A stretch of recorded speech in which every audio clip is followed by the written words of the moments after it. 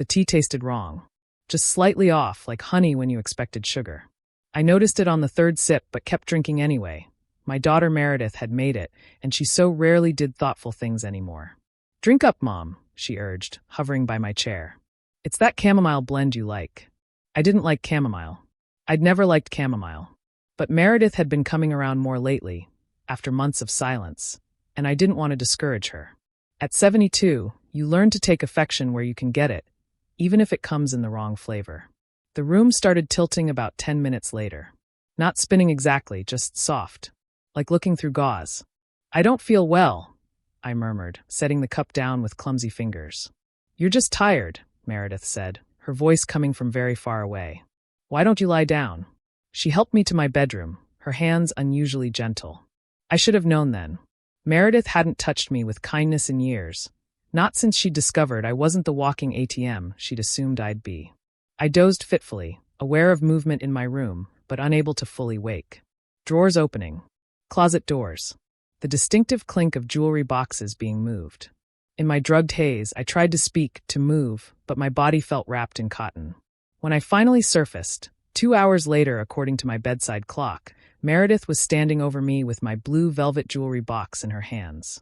"Sorry, Mom," she said, not looking sorry at all. "But you'll never wear these anyway. I need them more."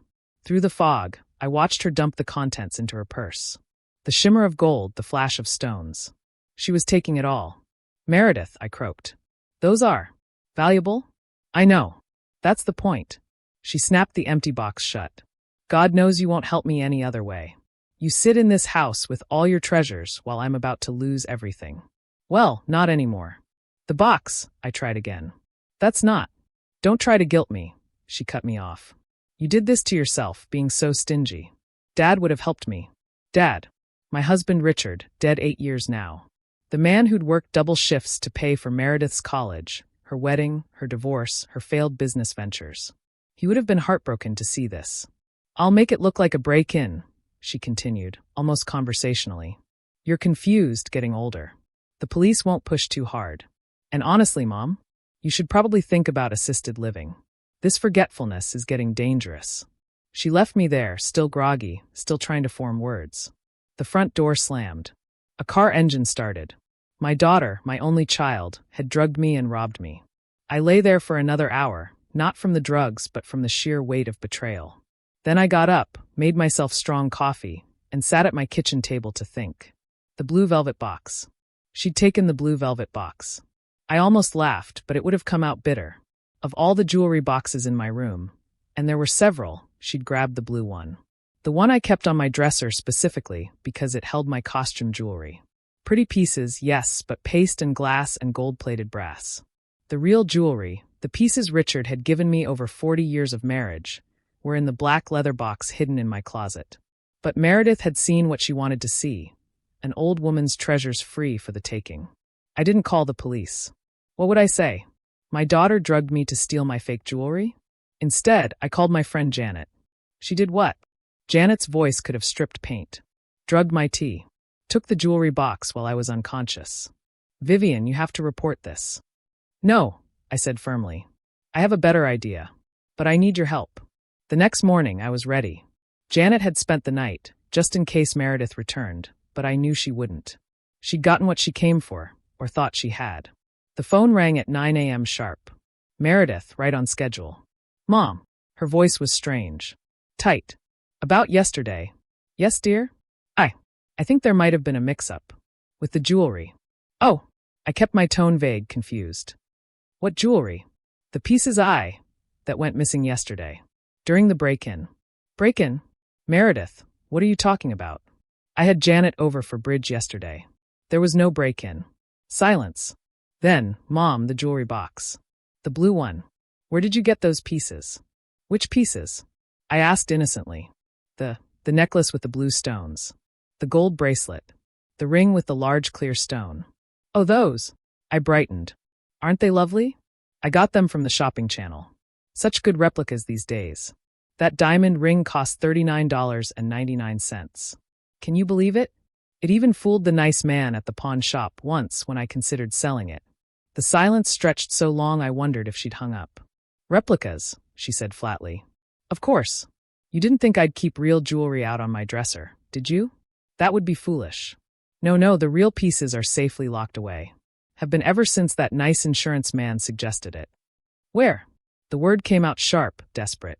Oh, I don't remember exactly. One of those safety deposit boxes at the bank? Or was it the safe Richard installed? My memory isn't what it used to be.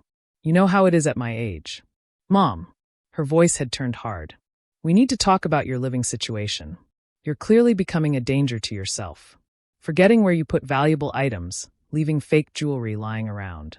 Fake jewelry that someone stole during a break-in that didn't happen? I suggested mildly. Another silence. I think, Meredith continued, rallying, that we should look into Sunset Manor. They have excellent care for seniors with dementia. Dementia? My, that escalated quickly. You just said you can't remember where your valuables are. I said my memory isn't what it used to be. Selective memory is quite different from dementia, dear. For instance, I remember very clearly making tea yesterday. Just 1 cup. For myself. Mom. I also remember feeling quite ill afterward. Dizzy. Disoriented. Perhaps I should see a doctor. Have some blood work done. They can test for all sorts of things these days. This time when silence fell, it had a different quality. The sharp edge of fear. That's not necessary, Meredith said quickly. You probably just had a bug. Something going around. Perhaps. Although Janet didn't get sick, and we shared everything yesterday. Same tea, same cookies. I paused. Oh wait, I only had tea. I made it myself, now that I think about it. How silly of me to forget. Mom. Her voice was smaller now. I need money. I'm in real trouble. David's threatening to take the kids if I can't pay the lawyer.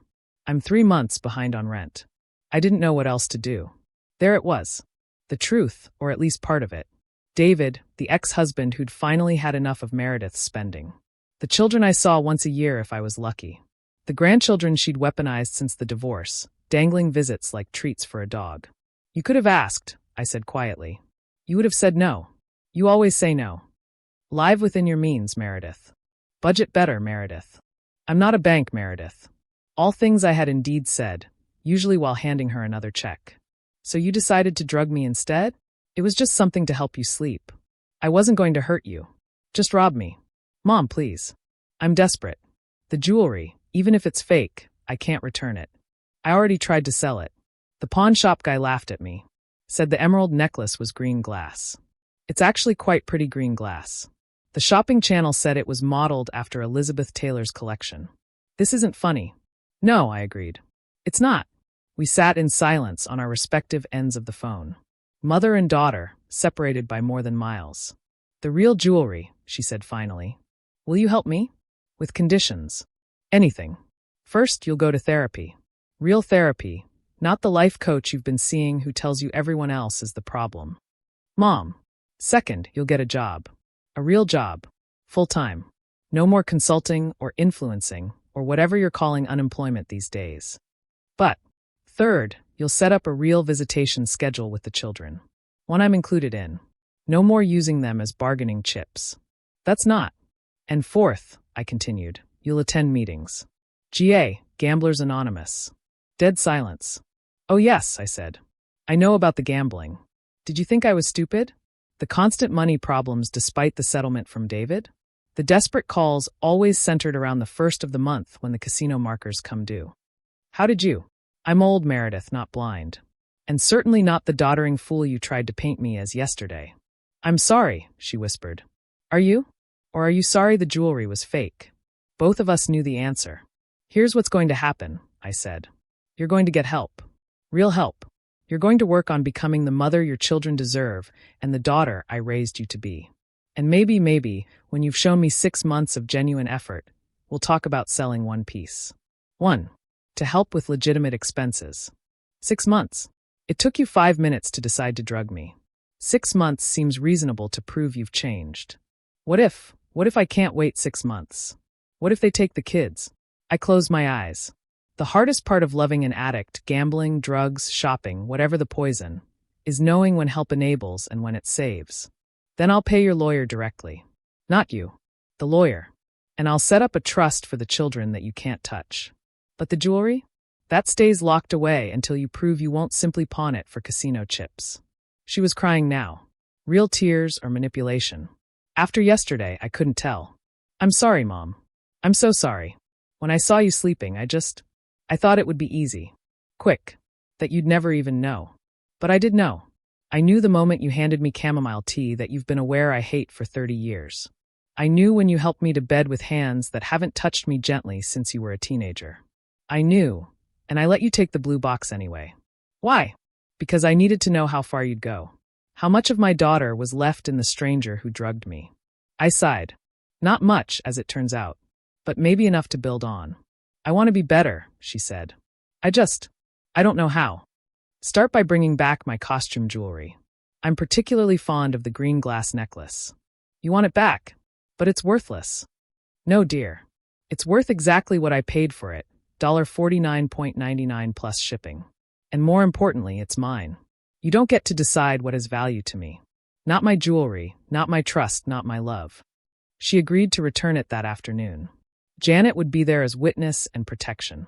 The real jewelry would stay hidden until Meredith proved she could be trusted with worthless things before graduating to valuable ones. That night, I sat with my black leather box, running my fingers over real diamonds and actual gold. Richard's gifts, each marking a moment, anniversaries, birthdays, the celebration when Meredith was born. That tiny gold bracelet he'd bought for our baby girl, so full of hope for who she'd become. I held it up to the light, remembering the infant who'd worn it, the child who'd played with it, the teenager who'd scorned it as old-fashioned, the adult who'd tried to steal it. Tomorrow, I'd take everything to the bank. A safety deposit box in my name only, with Janet as the only other authorized person. Not because I thought Meredith would drug me again, that trust was broken forever, but because keeping temptation locked away was its own form of love. The blue velvet box sat on my dresser, filled once again with its costume jewelry. Paste diamonds and glass emeralds and gold-plated chains. Worthless by any measure except one. They'd shown me the truth about my daughter. And sometimes the truth, no matter how much it hurts, is the most valuable thing you can own. Even if it only costs $39.99 plus shipping.